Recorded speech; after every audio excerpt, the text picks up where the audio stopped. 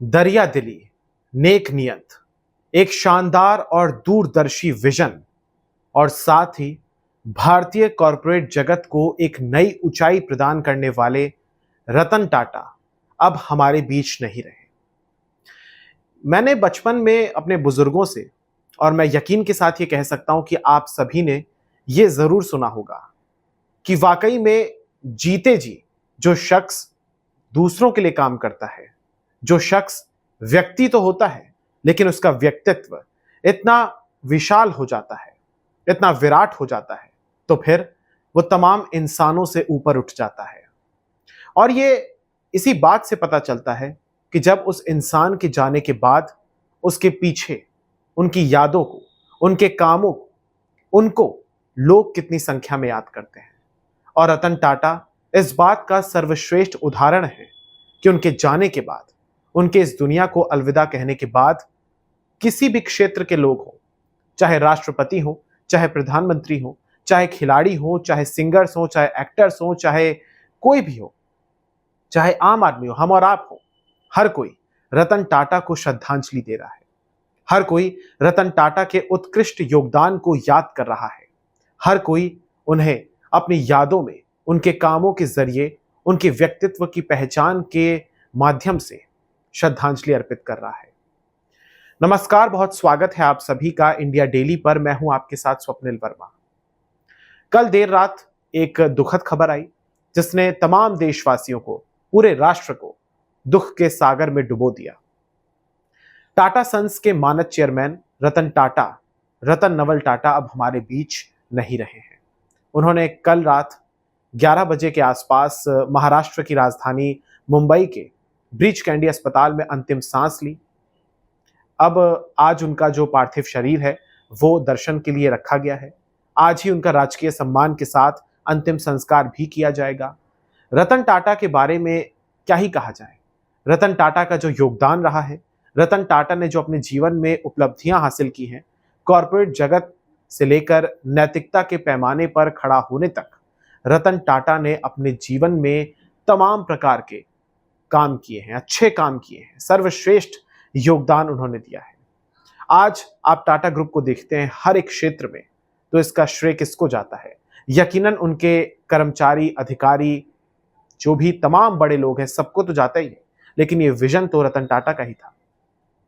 रतन टाटा वो शख्स है जिन्हें पहले पद्म भूषण से और फिर उसके बाद पद्म विभूषण से भी सम्मानित किया गया, लेकिन सही मायनों में वो भारत के रत्न हैं।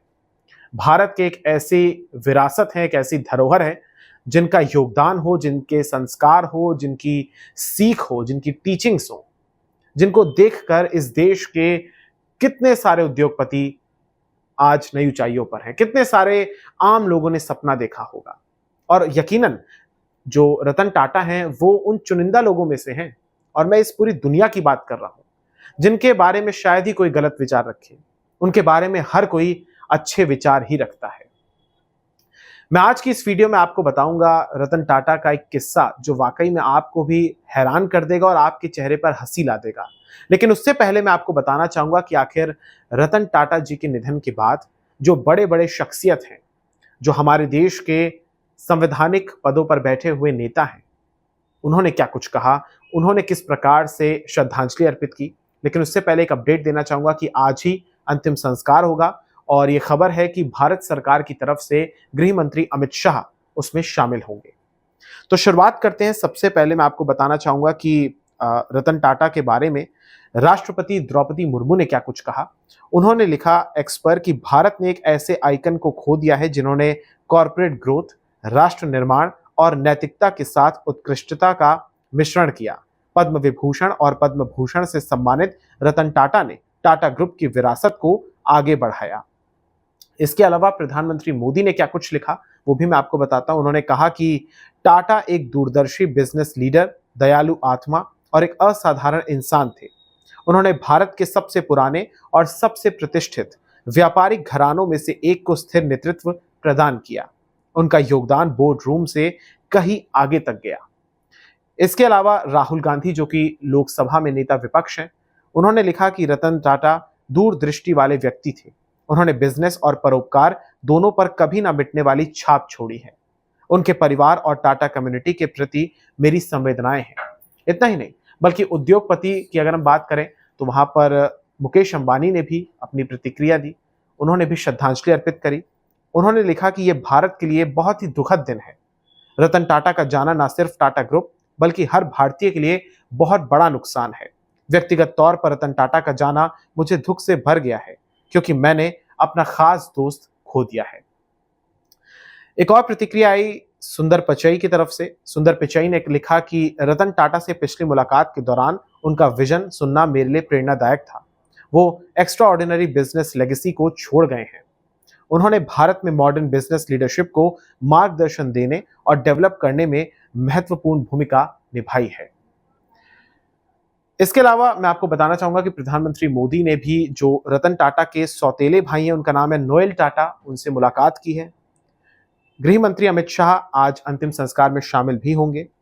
इसके अलावा महाराष्ट्र के मुख्यमंत्री हो, महाराष्ट्र के राज्यपाल हो, तमाम लोगों ने, महाराष्ट्र के उप मुख्यमंत्री हो, सभी ने एक तरीके से अपनी श्रद्धांजलि अर्पित की है। और जो एनसीपीए है वहां पर उनका रखा जाएगा एक तरीके से जो पार्थिव शरीर है। इसके अलावा मैं आपको बताना चाहूंगा कि झारखंड में भी देखिए देश भर के वो एक बहुत जाने माने, एक लोकप्रिय उद्योगपति हैं, एक शख्सियत है, एक खास इंसान थे। लेकिन देखिए झारखंड में भी एक दिन का शोक रखा जाएगा, क्योंकि आप सभी जानते हैं कि झारखंड से जो टाटा ग्रुप का संबंध है वो कितना खास और कितना पुराना है। इसके अलावा मैं आपको बताना चाहूंगा कि यहाँ पर जो और अपडेट्स आ रही हैं वो भी आपके लिए जाननी जरूरी है। चाहे तमिलनाडु के मुख्यमंत्री हो, उन्होंने भी लिखा कि रतन टाटा की लीडरशिप ने ग्लोबल बेंचमार्क को सेट किया। टाटा ग्रुप की तरफ से भी जो पोस्ट आई उसमें भी ये कहा गया कि रतन की मानवीयता की लेगेसी आने वाली पीढ़ी तक जारी रहेगी। गृह मंत्री अमित शाह ने भी लिखा कि वो सच्चे राष्ट्रवादी थे। लेकिन मैं आपको बताना चाहूंगा कि बीती 7 अक्टूबर को भी आपको याद होगा कि अचानक से खबर आई थी, तमाम जगह पर फ्लैश हो रही थी कि रतन टाटा अस्पताल में भर्ती हैं। उसके बाद उन्होंने सफाई भी दी थी, उन्होंने कहा था ये रूटीन चेकअप है। लेकिन किसी ने नहीं सोचा था कि महज 2 से 3 दिन के बाद ये घटना सामने आ जाएगी और आईसीयू में वो उस टाइम पर भर्ती थे और एक तरीके से ये दुखद खबर सामने आई है। मैं आपको बताता हूं कि रतन टाटा के जीवन से जुड़ी हुई एक ऐसी कहानी जो कि वाकई में आपके लिए जानना बेहद जरूरी है और आपको वाकई में एक तरीके से इस दुख के सागर से थोड़ी सी खुशी की तरफ लेकर जाएगा। रतन टाटा ने 4 बार उनको मोहब्बत हुई और 4 बार ऐसा हुआ कि वो शादी तक बात पहुंचती, लेकिन किसी वजह से रुक जाती थी। अब मैं आपको बताता हूं, उन्होंने एक तरीके से एक इंटरव्यू में कहा था कि उनको 4 बार प्यार हुआ था, लेकिन शादी हर बार अटक गई। उन्होंने बताया था कि एक बार जब अमेरिका की बात है, जिसमें सबसे ज्यादा जो गंभीर, जो सीरियस लव स्टोरी थी वो अमेरिका की थी। अमेरिका में एक बार उनको प्यार हो गया था तो टाटा शादी भी करने वाले थे, लेकिन उसी बीच वो भारत लौट आए थे। फिर लड़की को भी, जिनसे उनको प्यार हुआ था, उसको भी भारत आना था, लेकिन 1962 में भारत और चीन के बीच जो युद्ध हुआ था उसके कारण वो नहीं आ पाई थी। और फिर उसके बाद ये पता चला, ये खबर आई कि कुछ वर्षों के बाद उस लड़की ने शादी कर ली और फिर रतन टाटा एक तरीके से आप कह सकते हैं कि मायूस हो गए। लेकिन रतन टाटा का जो जीवन है वो किसी भी संबंध, किसी भी विवाह, किसी भी चीज से बहुत बड़ा है, बहुत विशाल है। हम इस वीडियो के माध्यम से रतन टाटा को श्रद्धांजलि अर्पित करते हैं। रतन टाटा आज जहां कहीं भी हैं अपना आशीर्वाद इस देश को दे रहे हैं और ये वाकई में हर किसी के लिए एक दुखद खबर है। हर कोई उनसे जुड़ा था, हर कोई उनसे अपनापन महसूस करता था, चाहे उनसे मिला हो या ना मिला हो। फिलहाल इस वीडियो में इतना ही। इस वीडियो को ज्यादा से ज्यादा शेयर करिएगा और हमारे चैनल इंडिया डेली को सब्सक्राइब करिएगा। नमस्कार।